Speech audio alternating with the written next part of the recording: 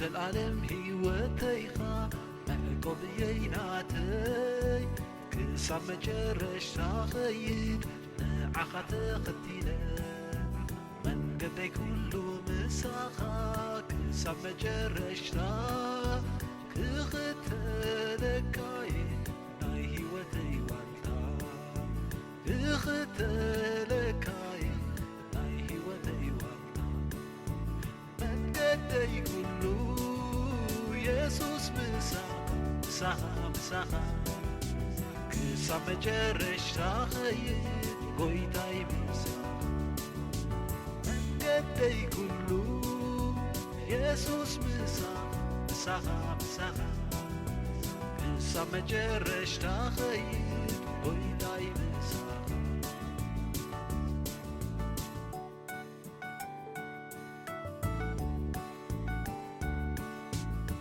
مكرانا بسدت أبزفرح معبل نعقا آمينة بهيوت كنبل ناي لب سلام دستان كله زهاب كاني نعقا آمينة حادر آلوني نعقا آمينة حادر آلوني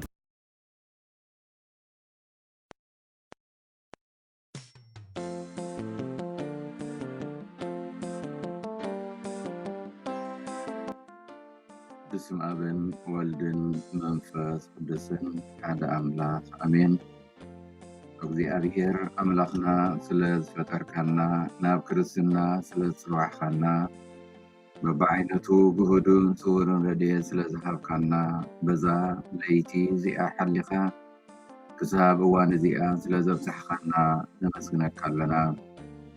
ብጎይታ በዛ መዓልቲ እዚኣ ክሕዝነካ ካብ ዝኽእል ኩሉ ሓሊኻ በቲ ዓብዪ ሕያውነትካ ምሕረትካ ንዓኻ ብዝሕቡእ ፅቡቕ ግብሪ ጥራይ ከም እንረክብ ገብረና። ምእንቲ ናይ ፍቑር ወድኻ መድሓኒና የሱስ ክርስቶስ ትሩፋት ናይቲ ኣድለ ወድኻ ድንግል ማርያም ጸሎትን ናይ ሓለውትና ኩሎም መላእኽቲ ኣማልድነትን ስጋ ዝለበሰ ዘለኣለሙ ቃልካ ዝመሃረና ናባኻ ነቐርብ ኣለና። ኣቦና ኣብ ሰማይ ትነብር መንግሥትኻ ትምጻእ ፈቃድካ ኣብ ሰማይ ከም ዝኾነ ከምኡውን ኣብ ምድሪ ይኹን። ምግቢ ዕለትና ሎሚ ሃበና ዝበደልናካ ቅረበልና ንሕና እውን ንዝበደሉና ይቕረ ከም እንብል ኣብ ፈተና ይተእትወና ካብ ኣድሕነና ከመይ መንግስትን ሓይልን ክብርን ንዘለኣሜን። ሰላም ንዓኺ ኦ ማርያም ጸጋ ዝመልአኪ እግዚአብሔር ምሳኺ እዩ። እንካብ ኣንስቲ ዝተባረክኺ ናይ ክርስቶስ ፍሬ ኢየሱስ ከዓ ዝተባረኸ እዩ። ኦ ቅድስቲ ማርያም ኣደ ኣምላኽ ለምንልና ንዓና ንኃጥኣን ንሕጅን ብጊዜ ሞትናን ኣሜን። ኦ ኣምላኽ ንስኻ ኣምላኸ ኢኻ ኣንጊገ ደልየካ ኣለኹ። ኣነ ናትካ ጽምኢ ኣሎኒ ከምቲ ደረቕን ንቑፅን ምድሪ ማይ ዝጸምእ ኣነ ንዓኻ ሃረር እብል ኣለኹ። ኣብ መቕደስካ ሓይልኻ ክብርኻ ክርኢ ሃረር እብል። ምሕረትካ ካብ ህይወት ይበልፅ እሞ ከመስግነካ እየ። ብህይወተይ ክሳዕ ዘለኹ ከመስግነካ እየ። ኣእዳወይ ናባኻ ኣልዒለ ክጽሊ እየ። ነፍሰይ ከም ብስብሕን ኣንጉዕን ትጸግብ ኣነ ኸዓ ብመዝሙር እልልታ ኣመስግነካ። ኣብ ምድቃሰይ ከለኹ ክዝክረካ ለይቲ ብምልእታ ብዛዕባኻ እናነቓሕኩ ኣሓስብ። ከመይ ረድኤተይ ንስኻ ኢኻ ኣብ ትሕቲ ጽላል ኣኽናፍካ ኮይነ ድማ ብሓጎስ ዝምረልካ። ኣነ ናባኻ ሕኮፍ ንስኻ ከዓ ብየማነይቲ ኢትካ ትድግፈኒ። ስብሃት ንኣብን ንወልድን ንመንፈስ ቅዱስን ይኹን ጥንቲ ከም ዝነበረ ሕጂ ከዓ ንወትሩ ንዘለዓለም ዓለም ኣሜን።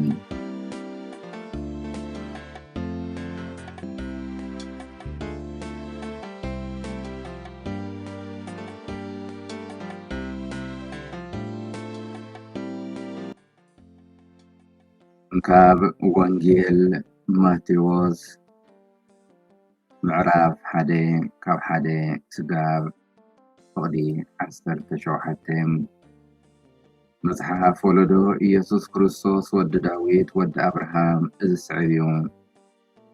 አብርሃም ንይስሐቅ ወለደ፣ ይስሐቅ ንያዕቆብ ወለደ፣ ያዕቆብ ንይሁዳ ንውሓቱን ወለደ። ይሁዳ ከዓ ካብ ትዕማር ንፋሬስን ንዛራን ወለደ። ፋሬስ ንኤስሮም ወለደ፣ ኤስሮም ንአራም ወለደ። አራም ንአሚናዳብ ወለደ፣ አሚናዳብ ንናኦስን ወለደ፣ ናኦስን ንሰሎሞን ወለደ። ሰሎሞን ካብ ረአብ ንቦዔዝ ወለደ፣ ቦዔዝ ካብ ሩት ንኢዮቤድ ወለደ፣ ኢዮቤድ ንእሴይ ወለደ። ሰሎሞን ንሮብዓም ወለደ፣ ሮብዓም ንአብያ ወለደ፣ አብያ ንአሳፍ ወለደ። አሳፍ ንዮሳፌጥ ወለደ፣ ዮሳፌጥ ንዮራም ወለደ፣ ዮራም ንዖዝያ ወለደ።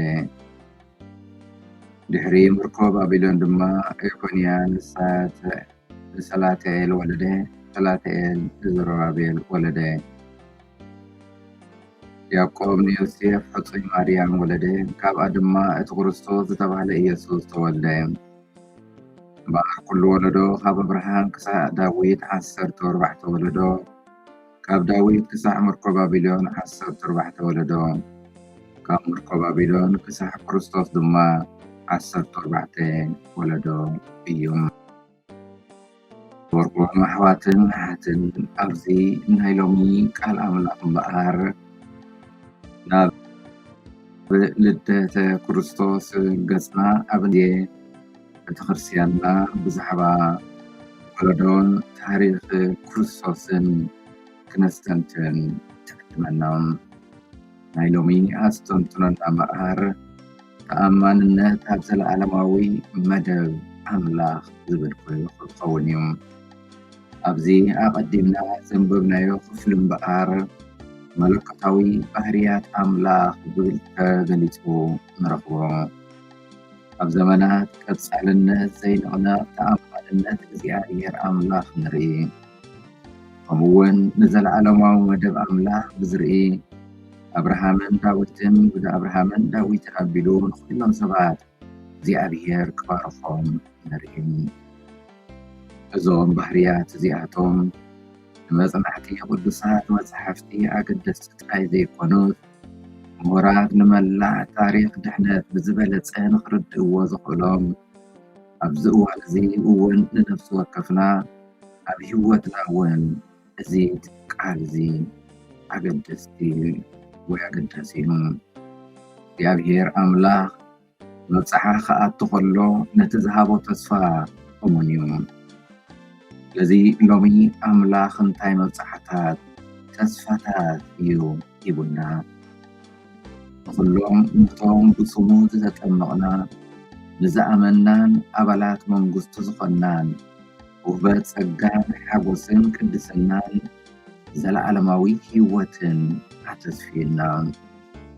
ስለዚ ንሕና ነፍሲ ወከፍና ነዚ ውህበት ጸጋ እዚ ነዚ ሓጎስ እዚ ነዚ ቅድስና እዚ ነዚ ዘለዓለማዊ ህይወት እግዚኣብሔር ዘተስፈወና ንክንቅበል ወረስቲ ክንከውን ልባትና ክንከፍት ኣብ ክርስቶስ ኣምላኽና እሙናት ኮይንና ክንመላለስ የድልዩ። እዚ ዘደንቕ ዘይንቕነቕ ወይ ተኣማንነት መብፅሓ እግዚኣብሔር ኣምላኽ እምበኣር ኣብ ውሽጢ ልብና ተስፋ ክሕድር ይግባእ። ብፍላይ ህይወት ከቢድ ኣብ ዝኾነሉ ግዜ ኣብ እግዚኣብሔር ተስፋ ክንገብር። ምክንያቱ እግዚኣብሔር ዝምሕር ኣምላኽ ትጓሲ ኣምላኽ ስለ ዘለና ፀገማት ተስፋ ክንቆርፅን ክንጭነቕን ክንፈርሕን ክፍትኑና ይኽእሉ። ስለዚ ኣብዚ ግዜ ዝምበኣር ኣብ እግዚኣብሔር ኣምላኽ ክንተኣማመንን የድልዩ። ኣብ እግዚኣብሔር ኣምላኽ እሙናት ኮይንና ኣብ እንመላለሰሉ ንሱ ፈፂሙ ከም ዘይሕፍረና ተስፋ ክንገብር ይግባአና። ምክንያቱ ንሱ ንሃዋርያቱን ንነፍሲ ወከፍናን ናብ መጨረሻ ዓለም ንሳኻትኩም ኣለኹ እናበለ ቃሉ ተስፋ ሂቡና እዩ። ኣብዚ ምድራዊ ጉዕዞና ዘሰንየና ዝመርሓናን እቲ መፀናንዒ ዝኾነ መንፈስ ቅዱስ ምሳና ንኽጓሓዝ ሂቡና እዩ። ባዕሉ ስጋይ ብልዑ ደመይ ስተዩ እናበለ መዓልታዊ ብፍላይ ሰንበት ስጋኡ ብምምጋብ ደሙ ብምስታይ ህይወት ክንረክብ ክርስቶስ ኣባና ክነብር ንሕና ኣብኡ ንኽነብር ቃል ኣቲና እዩ። ስለዚ ነዚ ዝተሰርሐልና መኣዲ እምበኣር ተሳተፍቲ ክንከውን ብእምነት ንፅውዓ። ኣብዚ ቅልጡፍን ኩሉ ግዜ ዝቕይርን ዓለምና ቀፃልነትን ቁኑዕነትን መብዛሕትኡ ግዜ ኣይርአን። ወዲ ሰብ ምስ ግዜ ኣብ እዋናዊ ዝምባለታት ተመርኩሶም ኣረኣእዮም ይቕይሩ። ቀፃሊ ዜናታት፣ ፖለቲካውን ሞራላውን ርእቶታት ከምኡውን ዝቕይር ቁጠባውን ማሕበራውን ኩነታት ብእዋናዊ ሓሳባት ክንቅይር ይፍትነና። ሓሳባትን መደብን መንገድን ኣምላክና ፈፂሙ ኣይቅይርን እዩ። ንሱ ብቃሉ ቃል ኣቲልናዩ ኣነ መንገድን ሓቅን ህይወትን ኣነ እየ እናበለ እቲ መገዲ ክንስዕቦ ዘለና ዘይልወጥ መንገዲ ንሱ ምዃኑ እቲ ህይወትን ምንጪ ህይወትን ዘይቅየር ንሱ ምዃኑ ድሮ ይሩና እዩ። ስለዚ እዞም መብፃሕታት ተስፋታት እዚኣቶም ህይወትና ኣብቲ እዋናዊ ርእቶታት ወይ ህዝባዊ ባህሊ ዓለማዊ ዘይኮነት ኣብቲ ከም ከውሒ ዝፀንዐ መትከላት እምነትና ከምቲ ኣምላኽ ብተፈላለየ መንገድን ኣብ ዝተፈላለየ ኩነታትን ዝገለፁ ሓቂ ክንምስርት ክመርሓና ይግባእ። እቲ ሓቂ ከዓ ክርስቶስ ካብ እኖና ቅድስት ድንግል ማርያም ተወሊዱ ንነፍሲ ወከፍና ምእንቲ ድሕነትና ኣብ መስቀል ከም ዝወዓለ ብፍላይ ከዓ ንሃዋርያቱ ኺዱ ብስመይ እናጠመቁ ደቂ መዛሙርተይ ክበርዎም እናበለ ሓቂ ምስ ንጥመቕ ኣካላቱ ናቱ ሃዋርያት ከም እንኸውን ገሊፁልና እዩ።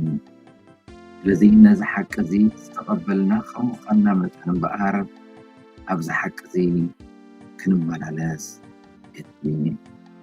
ንሕና ንነፍሲ ወከፍና ካብቶም ብኣብርሃም ኣቢሎም ንኩሎም ዓሌታት ምድሪ ቃል እተኣተወሎም በረኸት ዝተቐበሉ ፍጡራት ኢና። ኢየሱስ እቲ ኩሉ ሰናይ በረኸት ብኣብኡ ዝመፅእ ናይ መወዳእታ ዘርኢ እዩ። ስለዚ ኣብ መዓልታዊ ህይወትና እምበኣር እግዚኣብሔር ኣብቲ ዝኣተዎ ተስፋ እሙን ምዃኑ ኣሚንና ንሕና እውን ኣብቲ ዘለዓለማዊ መደብ ኣምላኽ እሙናት ኮይንና ፍቓዱ እናፈፀምና እንመላለሰሉ ፀጋታቱ ይሓፍለና። ከነምልኾ ዝፈጠረና እግዚኣብሔር ምስጋና ይኹን። ኣዴናን መድሓኒትና ንዝኾነ ድንግል ማርያም ወላዲት ኣምላኽ ምስጋና ይኹን። ዘድሕነትናን ሓይልናን ፀግዕናን ንዝኾነ መስቀል ክርስቶስ ምስጋና ይኹን። እግዚኣብሔር ኣምላኽና ናይ ንግሆ ጸሎትና ከም ሕያው መስዋዕቲ ተቐበለልና። ኣብ ኩሉ ጉዕዞናን ስራሕናን ኣሰንየና። ሰናይ ዝኾነ ተግባራት ጥራይና ፈፀምና ከም እንውዕል ግበረልና። ዝተባረኸን ዝተቐደሰን መዓልቲ ግበረልና። ኣማልድነት ኩሎም ቅዱሳን እኖና ቅድስት ድንግል ማርያም ኣይፈለየና። ስብሓት ንኣብን ንወልድን ንመንፈስ ቅዱስን ይኹን ጥንቲ ከም ዝነበረ ሕጂ ከዓ ንወትሩ ንዘለዓለም ዓለም ኣሜን። እግዚኣብሔር ስለኩሉ ነገር ተመስገነ ይኹን።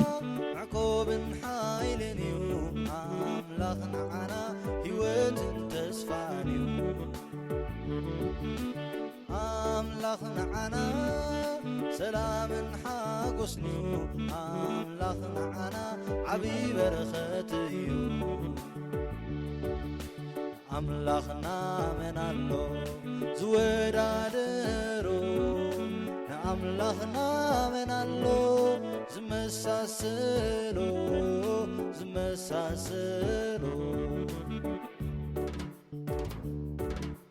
ቃሉ ክልተ ዝኣፉ ሰይፍ እዩ ቃሉ ብዛ መዓር ወደላ እዩ ቃሉ ኩል ጊዜ ጽሩይ ቃላት እዩ ቃሉ ንዓና ዓብዪ መጸናንዕ እዩ ኣምላኽና መን ኣሎ ዝወዳደሮ ንኣምላኽና መን ኣሎ ዝመሳሰሎ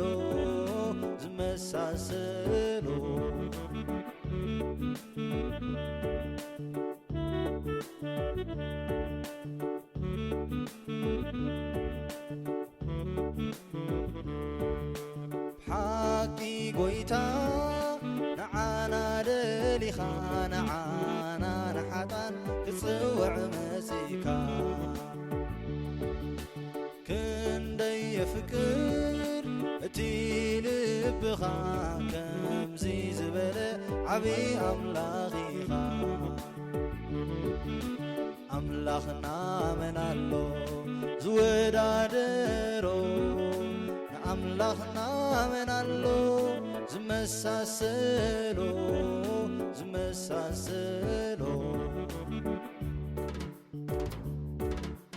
ብምሕረትካ ወትሩ ተኸልለና ብጸጋኻ ወትሩ ተዕብየና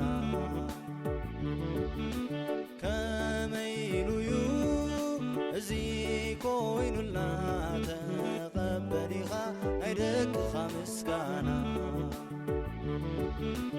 ኣምላኽና መን ኣሎ ዝወዳደሮ ንኣምላኽና መን ኣሎ ዝመሳሰሎ